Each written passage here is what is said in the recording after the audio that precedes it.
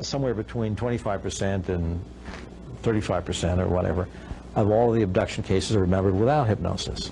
And every abduction case, virtually, people remember pieces of it without hypnosis. Hopkins, perhaps more than any other person, has risked all, including his personal life and his health, in order to convince the world to sit up and take notice of abduction reports. Finally, his efforts appear to be paying off. The thing that makes the UFO abduction phenomenon so powerful in that shift is that it kind of gets us where we live.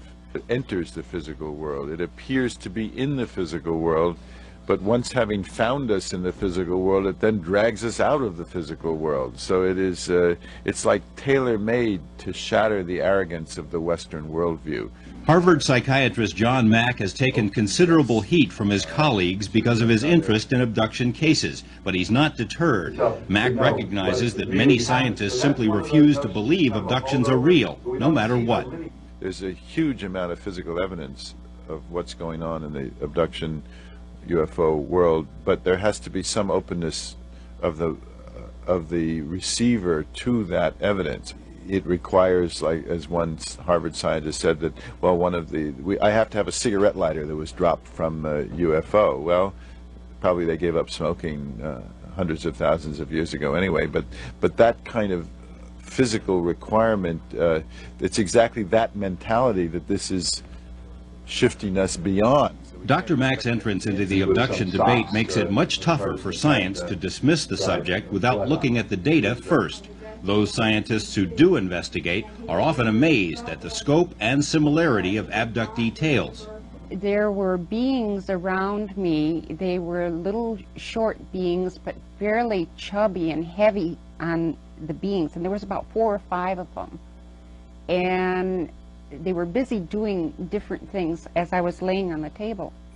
Mary has had similar experiences most of her life, so have other members of her family. Therein lies the central pattern of the abduction scenario. It begins during childhood, continues for decades, and seems to follow entire families. John Carpenter is another professional who's dared to look seriously at abductions. You don't want to live with that. It is not a fun experience. One of his cases involves a Nevada ranching family whose members have had unusual encounters for years.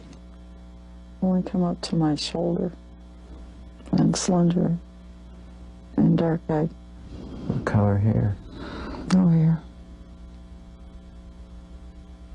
Mean eyes?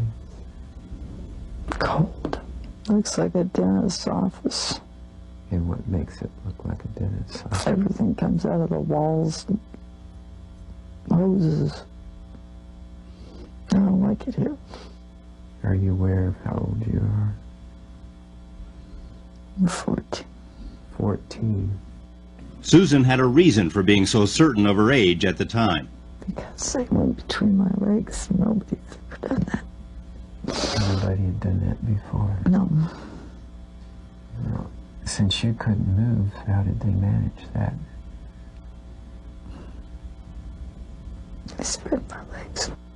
There is no doubt in my mind there is a definite phenomenon occurring. Some kind of intervention, intrusion of some kind of different type of being. There's nothing that binds these people together except the common amazing reports that they come up with. Carpenter, Mack, Jacobs, and Hopkins have been taking their case to their colleagues, holding seminars around the country for mental health professionals, hoping to foster better understanding of abductee reports. The response has been modest but encouraging. Unfortunately, there are no answers to any of the big questions. Why is this happening? What do they want? Where will it all lead? It certainly is a good question that why do they need us if they're so advanced? But then why do we need wildlife to do our research? Why do we have 2,000 lab rats?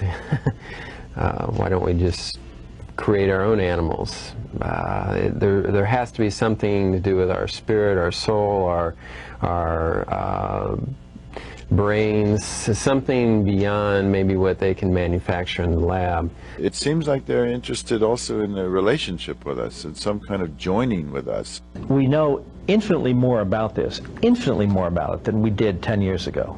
But we still have major gaps in our understanding because we cannot put ourselves in the minds of an alien intelligence with alien needs, non-human needs, and understand why they're doing and why they're choosing and why they're following people the way they seem to be doing.